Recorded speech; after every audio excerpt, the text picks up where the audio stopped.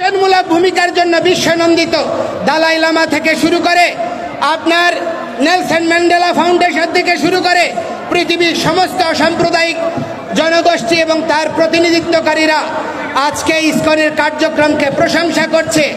আর এই বাংলাদেশে তাকে জঙ্গি সন্ত্রাসী ধর্মান্ধ রূপে প্রতিষ্ঠা করার প্রচেষ্টা করছে।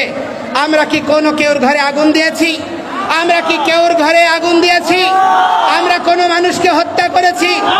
আমরা কেউর জায়গা দখল করেছি? আমাদের জায়গা, আমাদের সম্পত্তি আমরা উদ্ধার করতে গিয়ে আজকে আমাদেরকে ভূমিদস্যু তকমা দেওয়া হচ্ছে।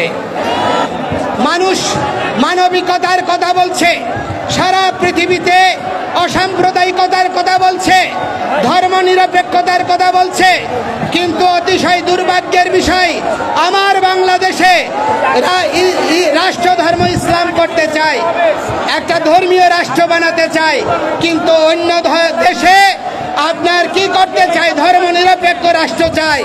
এই রকম দ্বিচারিতা আমরা সহ্য করতে পারি না। এই সমস্ত হলুদ মিডিয়া আমাদেরকে দলীয় টেক দেওয়ার জন্য, আমাদের আন্দোলনকে ভিন্ন খাতে প্রবাহিত করার জন্য হীন প্রচেষ্টা করছেন, তাদেরকে আমরা বলতে চাই, ক্ষমতা চিরস্থায়ী নয়, ক্ষমতার পট পরিবর্তন হবে। সেই সময় আপনাদের এই সুযোগ, এই প্রচেষ্টায় আপনার জীবনের কাল হবে। সুতরাং আজকে যদি আপনি অন্য কেউর জন্য গর্ত করেন, সেই গর্তে আপনি একদিন পড়বেন। সাধু সাবধান, সাধু সাবধান। সুতরাং ঐক্যবদ্ধ হন, বিভক্ত নই। আমরা আর বিভক্ত হব না, ঐক্যবদ্ধভাবে এগিয়ে চলব।